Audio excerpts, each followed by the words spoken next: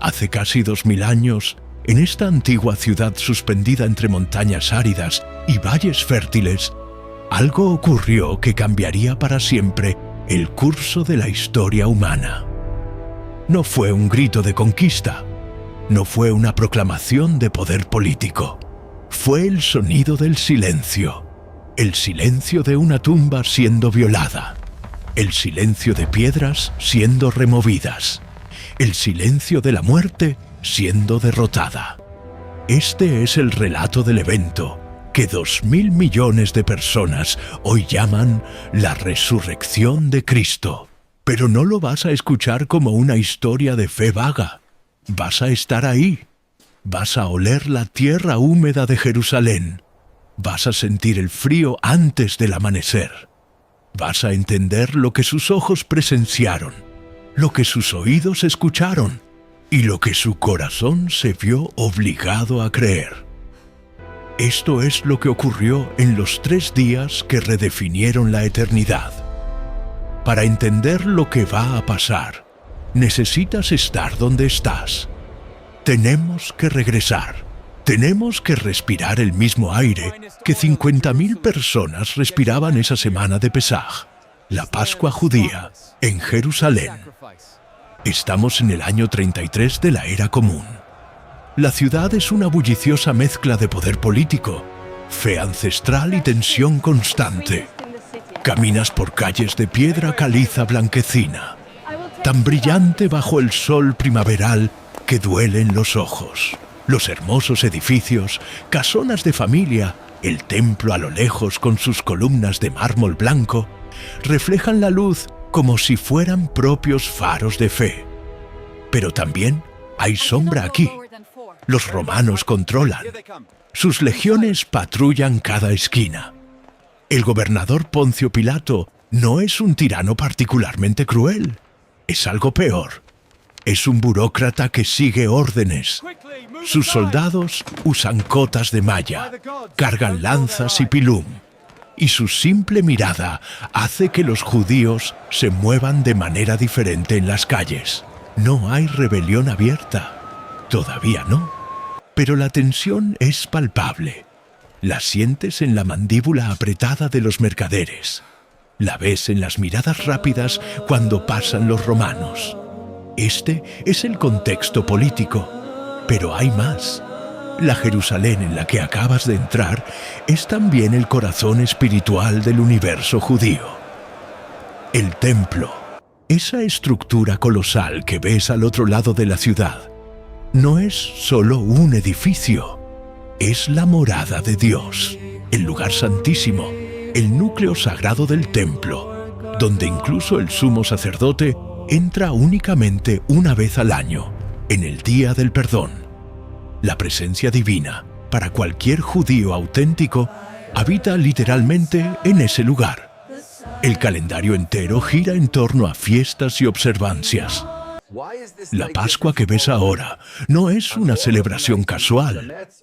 Es la recreación anual de la liberación divina del pueblo judío. Cada cordero sacrificado, cada hierba amarga, cada migaja de pan ácimo, todo significa algo.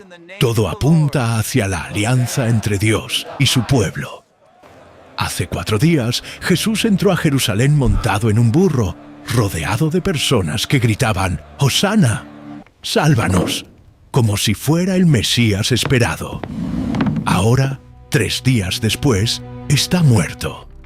Y los discípulos están escondidos, aterrorizados, preguntándose si todo fue un engaño. Déjenme llevarlos de regreso solo 36 horas. Es viernes por la noche, la víspera del sábado judío. El lugar llamado Gólgota, el lugar de la calavera, queda fuera de las murallas de la ciudad, en un pequeño cerro rocoso donde los romanos ejecutan a criminales y revolucionarios. Sigues en silencio entre la multitud, con el corazón acelerado. Hay olor a sangre, orina y excremento.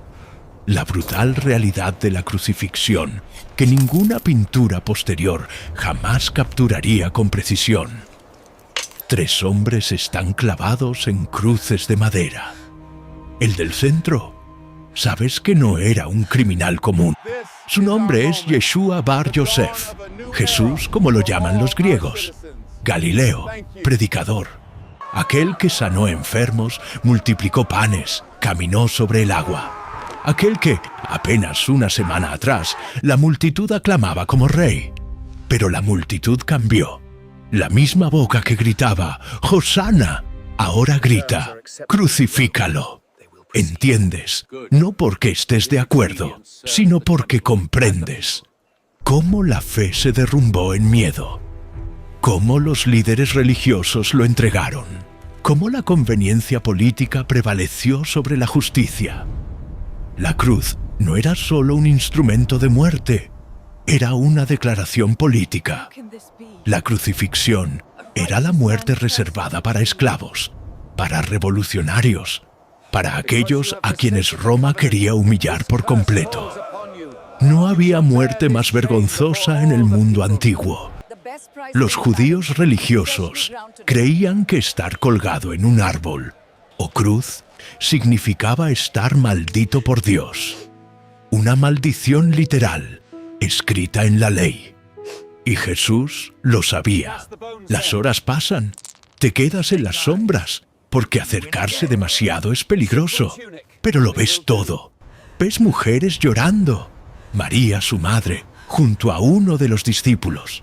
Ves soldados repartiendo sus ropas al pie de la cruz, echando suertes. Escuchas palabras, 7 de ellas, que él grita o susurra. Una voz que resuena sobre el cerro. Padre, ¿por qué me has abandonado? No era la muerte de un criminal. Era la muerte de alguien que sentía profundamente haber sido abandonado por Dios. La muerte de alguien que cargaba, en ese cuerpo clavado, los pecados del mundo entero. Si crees en la promesa que él había proclamado. Cerca de las 3 de la tarde, hay oscuridad. No era un eclipse. Los evangelios son claros en que no era fecha de eclipse. Era una oscuridad que no debía estar ahí. Una oscuridad que los judíos llamaban presencia de Dios en momentos de juicio profundo. Y luego, silencio. Exhaló su último aliento. La muerte llegó. Ahora, aquí está lo que la mayoría de los relatos modernos se saltan rápidamente. Las 36 horas que siguieron. Piensa en cómo debe haber sido para esos hombres, esos discípulos que los siguieron durante 3 años, que dejaron a sus familias, sus negocios, sus vidas seguras para seguirlo por caminos polvorientos, durmiendo bajo las estrellas, confiando en que todo tenía sentido. Ahora están escondidos, probablemente en una casa en Jerusalén, quizás el lugar donde había compartido su última cena con ellos apenas un día antes. Las puertas están cerradas con llave. No es precaución casual, es terror puro. Los líderes que lo entregaron están tranquilos. El problema de Jesús fue resuelto.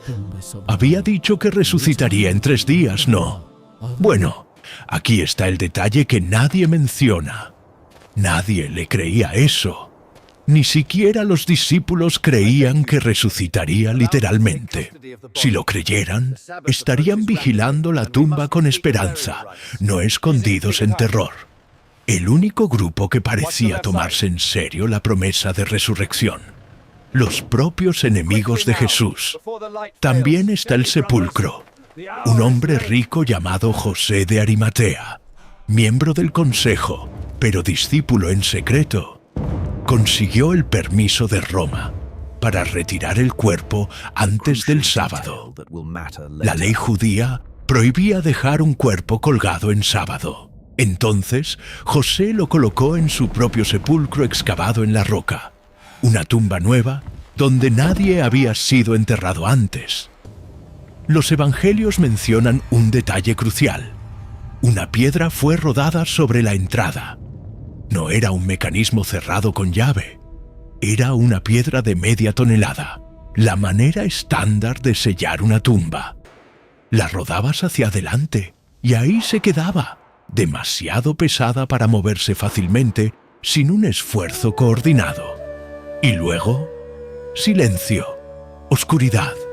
Espera, el sábado pasa. Nadie está ahí en la tumba, al menos no según los evangelios. El cuerpo queda solo, en la oscuridad, en la caverna excavada en la roca. ¿Puedes imaginar ese cuerpo inmóvil, ese rostro que había dicho que perdonaba, ahora cerrado en la muerte? Los ojos que habían mirado a las multitudes con compasión, ahora cerrados para siempre. O eso parecía. Pero entonces, estamos en el primer día de la semana. Los judíos contaban los días comenzando el sábado por la noche. El primer día comenzaba al anochecer del sábado y llegaba hasta el anochecer del primer día, lo que tú llamarías domingo. Pero en el contexto de la historia de los evangelios, parece que estamos hablando del amanecer del domingo. Todavía oscuro, pero las primeras luces del horizonte comenzando a aparecer. Hay mujeres en camino hacia la tumba. De acuerdo con los distintos relatos, hay variaciones. María Magdalena sola, o María Magdalena con otras mujeres. Los detalles difieren ligeramente entre Mateo, Marcos, Lucas y Juan, como siempre ocurre entre testigos oculares. Pero el punto central es consistente. Las mujeres fueron a ungir el cuerpo con especias, una costumbre funeraria judía. Piensa en cómo era ser mujer en ese contexto. No tenía derechos legales plenos. Su testimonio en un tribunal valía la mitad que el de un hombre. Era estructuralmente la persona de menos poder en la sociedad. Y fueron las mujeres quienes llegaron primero a la tumba. Fueron las mujeres las primeras testigos de la resurrección. Quienes inventaban historias falsas en ese contexto no hubieran puesto a mujeres como primeras testigos. Habría sido perder toda la credibilidad. Pero es exactamente lo que dicen los evangelios. Entonces ocurre. Los distintos evangelios lo describen de maneras diferentes. Algunos mencionan un ángel, otros mencionan múltiples ángeles.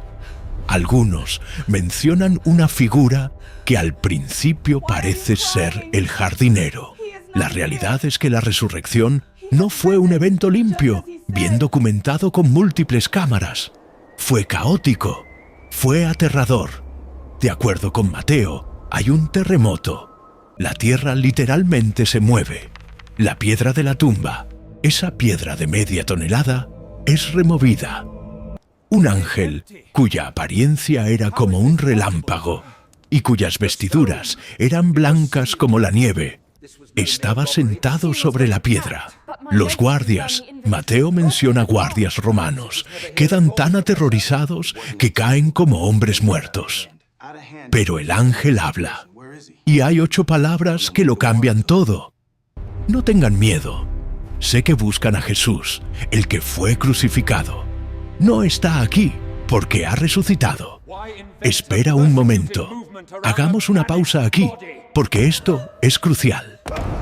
Los 4 evangelios, Mateo, Marcos, Lucas y Juan, coinciden en un punto esencial. La tumba estaba vacía. No hay debate entre los evangelios sobre eso. Ni siquiera sus enemigos, según lo registrado en Mateo, negaban que la tumba estuviera vacía. La pregunta era cómo quedó vacía. Los discípulos robaron el cuerpo, decían ellos. Piensa en lo que eso significa. Si estás inventando una historia religiosa en el siglo I, especialmente una que sería perseguida y cuyos seguidores morirían, ¿por qué harías que el cuerpo desapareciera? Sería mucho más fácil decir que Jesús no murió de verdad, que fue llevado al cielo mientras estaba en la cruz, que resucitó espiritualmente sin involucrar jamás el cuerpo físico. Pero no, Los evangelios son absolutamente enfáticos. Él comió pescado, dejó que tocaran sus cicatrices, entró a un cuarto cerrado, pero era real, era físico, era corporal. ¿Ves la tumba ahora, tal como se describe? No es una estructura grande e impresionante. Es una caverna excavada en la roca caliza blanca, del tamaño de una pequeña cámara.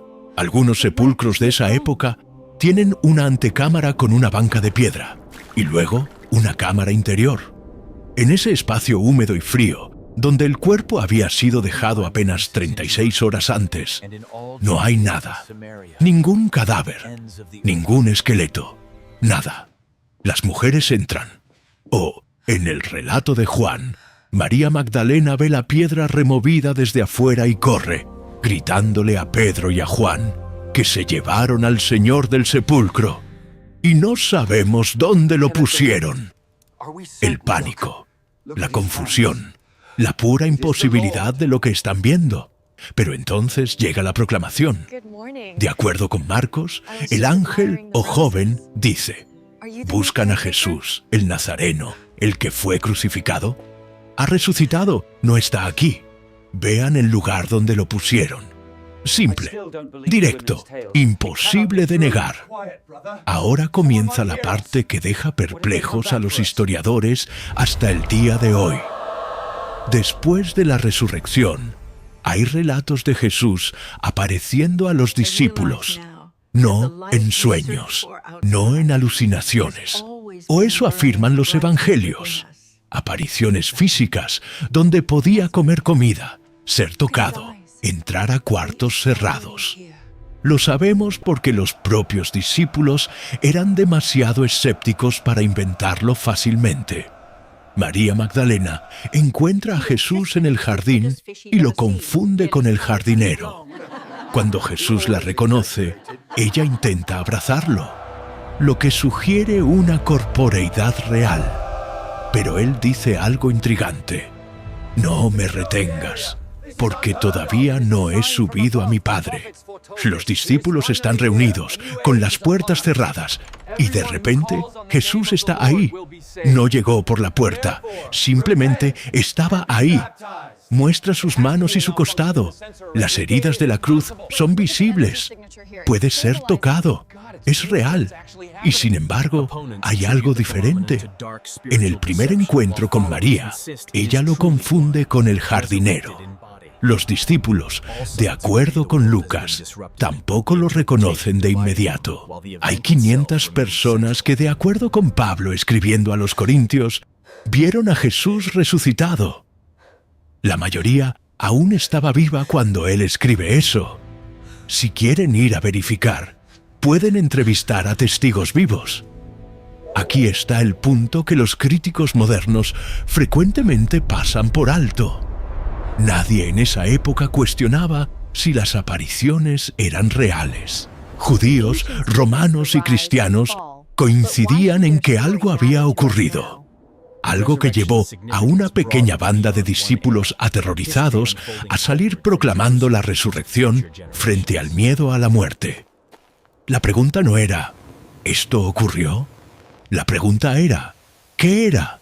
Los enemigos de Jesús decían que era una ilusión creada por demonios. Los discípulos decían que era el Jesús histórico, corporalmente resucitado. Pero todos coincidían en que algo había ocurrido. Y es aquí donde necesitas ponerte en el lugar de ellos. Eres Pedro. Negaste a Jesús 3 veces. Negaste conocerlo. Cuando todo se derrumbó, huiste, te escondiste. Probablemente no habías dormido en días, atormentado por la culpa. Y de repente ves a Jesús. No es un fantasma, no es una alucinación. Es realmente Él. ¿Cómo reaccionarías? Pero espera, quizás te estás preguntando, ¿por qué estoy dedicando tanto tiempo a esto? ¿Por qué esta historia, que ocurrió hace 2000 años en una pequeña ciudad del Medio Oriente, debería importarme a mí, ahora, en 2026? déjame explicarte lo que la resurrección realmente significaba. No solo para esos primeros discípulos, sino para toda la historia humana. En el mundo antiguo, la muerte era la muerte. No había esperanza de trascendencia. Los filósofos griegos tenían ideas sobre almas inmortales, pero incluso ellos consideraban que el cuerpo muerto se perdía para siempre. La mayoría de los pueblos antiguos, griegos, romanos, incluso muchos judíos, veían la muerte como el fin. El Sheol era la sepultura común de toda la humanidad. No era ni cielo ni infierno, era simplemente nada. Pero hay, en la tradición profética judía, esta extraña esperanza llamada resurrección corporal.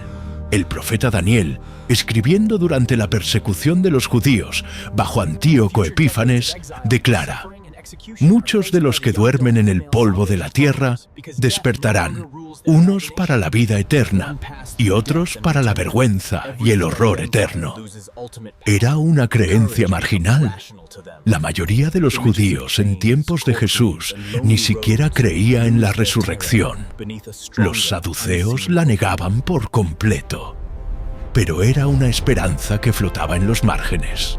Y entonces Jesús, que había proclamado ser el Mesías, que había proclamado ser el Hijo de Dios, una afirmación blasfema si no era verdad, fue ejecutado, humillado, muerto. Aparentemente, todo había terminado, pero no terminó. Si Jesús realmente resucitó, si realmente conquistó la muerte, entonces todo cambia. No es solo que Jesús ganó, es que las leyes fundamentales de la realidad fueron redefinidas. Si alguien puede conquistar la muerte, entonces la muerte ya no es el final de la historia. Es un portal, es una puerta que puede abrirse. Los discípulos entendieron esto al instante, y fue por eso que no importaba cuánto miedo tuvieran. No importaba que sufrirían torturas, exilio y muerte durante los siguientes 40 años.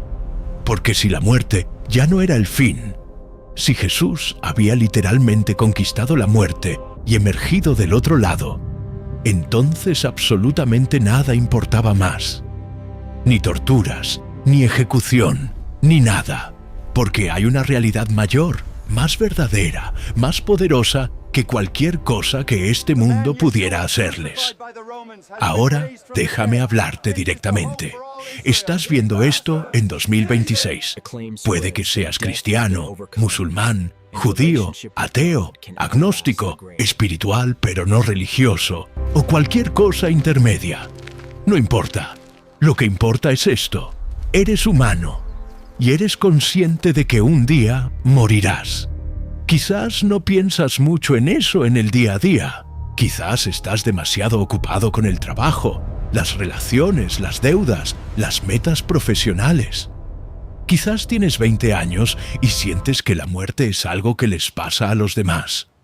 Quizás tienes 70 y sientes que estás al borde. Pero en algún nivel profundo lo sabes. Sientes esa pequeña sombra. La conciencia de que todo esto termina. La resurrección de Jesús no es principalmente sobre Jesús. Déjame repetirlo. No es principalmente sobre Jesús. Es sobre ti. Es sobre lo que significa para ti si la muerte no es el final de la historia. Hace 2000 años, ese evento ocurrió en Jerusalén. Y los primeros cristianos, una pequeña banda de discípulos asustados, comenzaron a proclamar que la muerte había sido derrotada, que había un camino para estar en relación con Dios que trascendía la muerte, que no estabas atrapado en este ciclo de miedo, degradación y muerte. Entonces, déjame preguntarte algo que quizás nunca has considerado. ¿Y si fuera verdad? ¿Y si en esa mañana en Jerusalén realmente ocurrió algo que redefinió las leyes fundamentales de la realidad? ¿Y si la muerte realmente fue conquistada? No te estoy pidiendo que creas con fe ciega. Te estoy pidiendo que lo consideres. Porque si es verdad, entonces cambia todo. No cambia solo la religión. Cambia cómo ves tu futuro. Cambia cómo ves el sufrimiento. Cambia cómo ves las relaciones. Porque si hay resurrección, entonces nada de lo que amas está verdaderamente perdido para siempre. Y si no es verdad, bueno, habrás vivido tu vida buscando justicia, amor, verdad y significado. Y claramente hay valor en eso también. Pero hay algo particular en la historia de Jesús que captura la imaginación humana. Aquel que sufrió como tú sufres. Aquel que murió como tú morirás. Y aquel que, según los evangelios, conquistó la muerte y salió del otro lado con amor, perdón y esperanza. Esto es radical. Esto es imposible. Y también es, potencialmente, increíblemente verdadero. Entonces, ¿qué haces con esto? Déjame ser honesto. No voy a intentar convertirte en este documental. La religión no funciona así. La fe no es un argumento que se gana. Es una relación que se elige. Pero déjame sugerirte algunas cosas que puedes hacer ahora, hoy. Primero, detente y considera tu propia muerte. No de forma morbosa, de forma clara. Una investigación mostró que las personas que meditan regularmente sobre su propia mortalidad viven de manera más significativa. Porque cuando te enfrentas honestamente al hecho de que morirás, quizás en 50 años, quizás en 5, cambia tu juicio. ¿Qué importa de verdad? En tu lecho de muerte, ¿estarás pensando en cuántos likes recibiste en Instagram?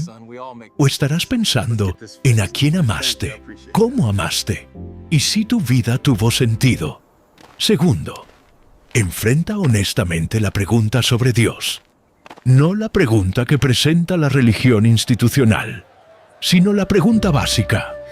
¿Hay una realidad trascendente más allá de este universo material? ¿Hay conciencia más allá del cuerpo? ¿Hay esperanza más allá de la muerte? Mucha gente inteligente dice que no, respetable. Pero mucha gente igualmente inteligente dice que sí. Y algunos de ellos, historiadores, filólogos, filósofos, dicen que la resurrección de Jesús es realmente la mejor explicación histórica para el surgimiento del cristianismo. No ignores la pregunta solo porque es incómoda. Tercero, busca comunidad. Si esto, la resurrección, Dios, toca tu corazón, no lo hagas solo. Encuentra una comunidad de fe. No una que sea legalistamente rígida o que ofrezca promesas vacías, sino una comunidad de personas que están tratando de descubrir esto juntas, que están intentando vivir como si la resurrección fuera verdad, con esperanza, con perdón, con entrega genuina. Cuarto, considera a Jesús no como un concepto abstracto, sino como una persona histórica, un hombre que caminó sobre la tierra, que tocó leprosos cuando era impuro tocarlos, que comió con prostitutas y cobradores de impuestos cuando era vergonzoso hacerlo, que habló de amar al enemigo cuando todos esperaban un Mesías de guerra, que murió en la cruz orando por el perdón de sus asesinos. Si hay alguna verdad en cualquier cosa, hay verdad en esto. Jesús vivió diferente. Jesús murió diferente. Y de acuerdo con sus seguidores, Jesús resucitó diferente. Esto merece tu investigación honesta. Estamos terminando, pero antes de hacerlo, permíteme un llamado directo. ¿Viste este documental? ¿Consideraste la resurrección de Jesús, ese evento imposible que ocurrió, o no, hace 2000 años en Jerusalén? ¿Pensaste en tu propia muerte, en tu propio significado, en Dios? Ahora, ¿qué vas a hacer? Puedes ignorar esto, simplemente olvidar que viste esto y volver a tu vida normal. Es válido. Mucha gente lo hace. Puedes investigar más. Lee los evangelios, no en una Biblia grande y intimidante. Empieza con Marcos, el más corto, solo 16 capítulos. Léelo de nuevo con ojos frescos. Fíjate si algo suena verdadero. Habla con cristianos en tu vida. Cristianos de verdad. Aquellos que viven diferente, que parecen haber descubierto algo que tú no tienes. Puedes orar, aunque nunca hayas orado antes. Simplemente di, si hay alguien escuchando, quiero saber, quiero la verdad. Quiero estar en relación contigo si eres real. Dios, si existe, no es tímido. Puede manejar tu honestidad más brutal. Puedes compartir esto. Quizás alguien en tu vida está luchando con las mismas preguntas. Comparte este documental, no como predicación, sino como invitación. Esto me hizo pensar, a lo mejor también te parece interesante, pero haz algo. No dejes que esto pase por ti sin dejar huella, porque aquí está la verdad sin rodeos. Si la resurrección es verdad, entonces esto es lo más importante que has escuchado en tu vida. Y necesitas responder a ello. ¿Y si la resurrección no es verdad? Bueno, de todas formas, investigaste honestamente una de las preguntas más grandes de la vida humana. Y eso también tiene valor. Déjame terminar con esto. En esa mañana, hace 2000 años, una pequeña banda de discípulos aterrorizados fue al sepulcro de su maestro asesinado. Esperaban encontrar un cuerpo muerto. Lo que encontraron fue, según ellos, la muerte derrotada, la muerte conquistada, la esperanza resucitada. No tenían nada que ganar mintiendo sobre esto. No había ningún sistema de poder que los respaldara. No había conveniencia política. No había beneficio económico.